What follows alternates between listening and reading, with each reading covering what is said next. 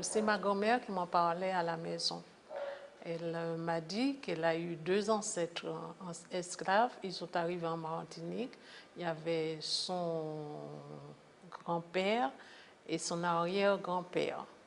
Alors, l'un s'appelait, m'a-t-elle dit, Palanquin, je ne sais pas comment ça s'écrit, et l'autre s'appelait Calamite. Je ne sais pas non plus comment ça s'écrit. Et elle m'a dit que par la suite, ils ont vécu sur une habitation et le grand-père est mort, mais le père a été affranchi.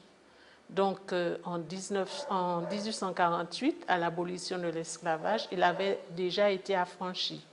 Et il a été affranchi par un certain baron d'Angleberne qui avait des habitations sur le Gros-Morne.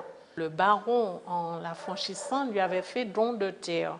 Donc il plantait de la canne, comme les Blancs, qu'il allait vendre à Saint-Pierre. Ma grand-mère m'a raconté une anecdote.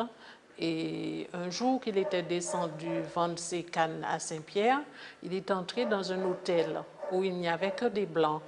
Et quand il est arrivé, il a entendu les Blancs dire « Oh, oh, oh, il fait noir aujourd'hui ». Et alors, quand il a entendu ça, il s'est assis et il fumait le cigare. On appelait ça bout en créole, il fumait ça. Il a sorti un billet et qu'il a enflammé, avec lequel il a allumé son cigare.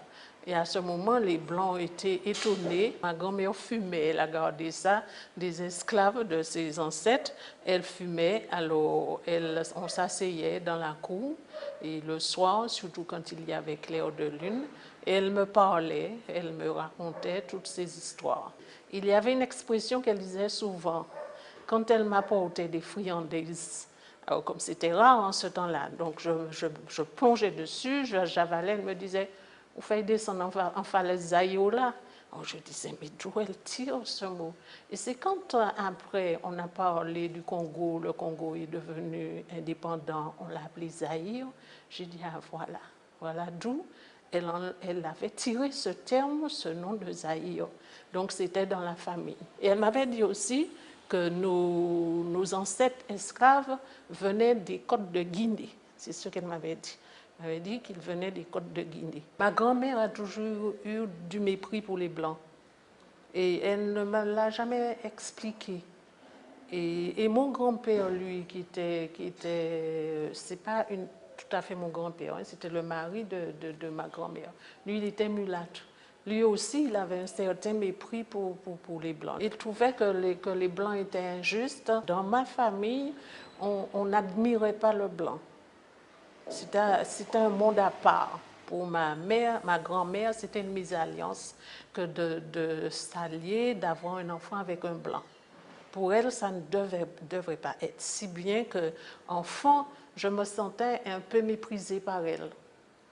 Elle disait, ah, au Blanc, machin, elle n'aimait pas ça. Un jour, vient arriver, non, t'es ni assez.